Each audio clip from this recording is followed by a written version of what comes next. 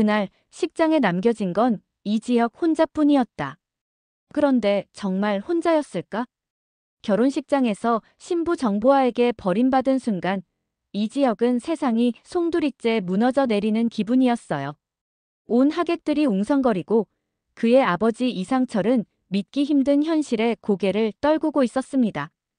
김다정 역시 얼굴을 감싸 쥐며 눈물을 훔쳤고 조옥래 할머니는 충격에 손을 부들부들 떨었습니다. 그렇게 지혁의 인생에서 가장 비참한 순간이 지나가고 그는 집을 떠나 홀로 시간을 보내기로 결심했는데요. 문제는 그가 도망치듯 자취를 감춘 이후였습니다. 지혁은 모든 연락을 끊고 낯선 원룸에서 지내며 술로 하루하루를 버티고 있었습니다. 평생 나는 결혼하지 않는다라며 버텼던 자신이 결국은 현실에 무릎 꿇고 계약 결혼이라는 선택까지 했는데 그마저도 버림받았다는 사실이 자존심을 무참히 짓밟았던 거예요. 그런 지혁에게 가장 크게 떠오른 건 바로 지은호가 던졌던 말이었습니다. 선배, 이제 다 알았어요. 후진 사람이라는 거.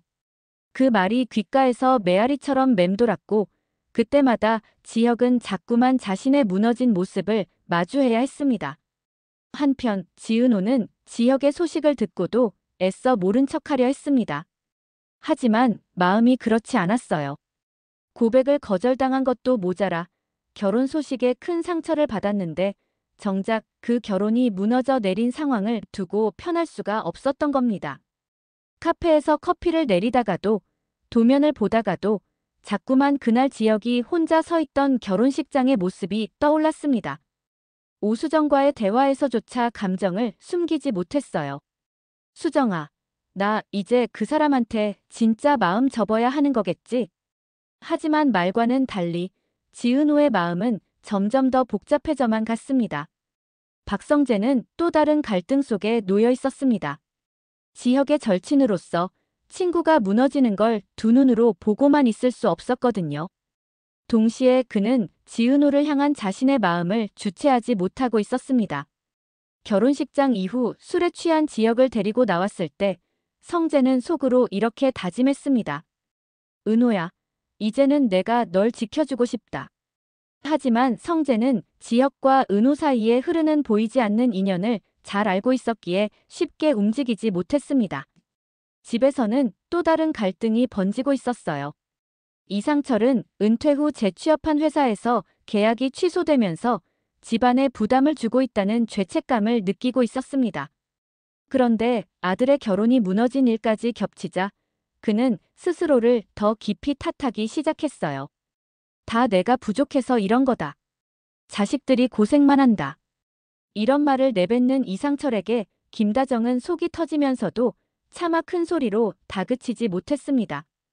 그저 남편의 등을 토닥이며 여보, 그만 자책해요. 우리 애들은 잘 이겨낼 거예요. 라고 말할 뿐이었죠. 하지만 그녀 역시 내심 불안했습니다. 큰아들 지혁은 집을 나가버렸고 둘째 이지화는 힘없는 보디가드 생활에 지쳐 있었으며 막내 이수빈은 결혼만이 살 길이라며 현실적인 조건만 따지고 있었습니다. 그 사이 고성희와 박진석 집안에서도 미묘한 변화가 감지됐습니다. 재벌가 딸 정보아가 결혼식 당일 사라진 것은 단순한 개인의 일탈이 아니었거든요. 그 배경에는 고성희의 권력욕과 하늘건설과의 거래가 얽혀 있었습니다. 고성희는 은근히 분노를 드러내며 어떻게 이렇게 중요한 자리를 망칠 수가 있어?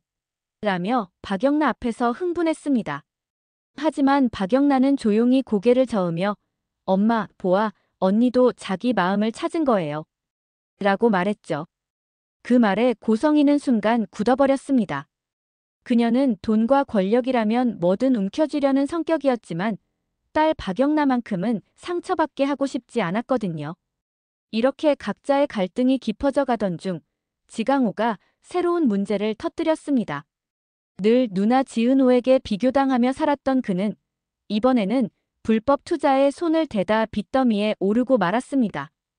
정순이는 식당 운영조차 버거운 상황에서 아들의 빚까지 떠안아야 했고 결국 지은호에게 눈물로 호소했습니다. 은호야, 내 동생 좀 살려줘야겠다. 엄마 혼자선 도저히 못 막아. 지은호는 속이 까맣게 타들어갔습니다. 이미 자신의 인생도 버겁고 마음은 지혁으로 인해 흔들리고 있는데 가족의 짐까지 감당해야 했으니까요. 바로 이때 지혁이 뜻밖의 은호 앞에 나타났습니다. 그동안 숨어 지내던 지혁이었지만 술 기운을 빌려 카페 문을 열고 들어온 겁니다. 초췌한 모습의 지혁은 은호를 보자마자 묘하게 웃으며 말했습니다. 넌 여전히 박내. 난 이제 뭐가 뭔지도 모르겠다.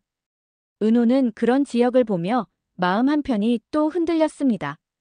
그가 버림받았다는 사실보다 이렇게 무너진 사람으로 서 있다는 게 더 안쓰러웠거든요. 그날 밤 은호는 지혁에게 솔직하게 물었습니다. 선배, 이제 어떻게 살 거예요? 계속 이렇게 숨어만 있을 거예요? 지혁은 잠시 침묵하다가 담담히 말했습니다. 난 이제 아무도 믿지 않을 거야. 사랑도 결혼도. 그냥 혼자 살아야지. 하지만 그 말 속에는 깊은 상처와 외로움이 고스란히 묻어 있었습니다. 이후 이야기는 더욱 긴장감 있게 전개됩니다. 박성재는 은호를 향해 다가가려 하고 지혁은 무너진 자신을 다시 세우려 애쓰지만 현실은 그를 가만두지 않았습니다. 회사에서 떠난 지혁 대신 본부장 자리에 앉은 낙하산 인물은 점점 세를 넓혀가며 지혁의 명예를 깎아내리고 있었거든요. 게다가 하늘건설과의 계약이 깨진 여파는 예상치 못한 방식으로 지혁의 가족에게까지 영향을 주기 시작합니다. 은호는 동생 지강호의 빚 문제로 발이 묶였고 성재는 그런 은호를 돕고 싶어 손을 내밀었습니다. 그러나 은호는 성재의 도움을 쉽게 받을 수 없었습니다. 왜냐하면 그녀의 마음 한켠에는 여전히 무너져버린 이지혁을 향한 연민과 사랑이 남아있었기 때문이죠. 결국 지혁과 은호, 그리고 성재 사이의 관계는 새로운 국면을 맞이하게 됩니다. 은호는 지혁을 외면하지 못한 채 자꾸만 그의 곁을 맴돌고 성재는 점점 더 은호를 향한 자신의 마음을 감추지 못하게 됩니다. 그러는 동안 지혁은 다시 일어서야겠다는 결심을 조금씩 굳히기 시작하는데요. 하지만 그 앞에 기다리고 있는 건 단순히 사랑의 문제가 아니라 가족과 회사, 그리고 권력의 소용돌이 속에서 무너져 내릴 수도 있는 인생의 또 다른 위기였습니다.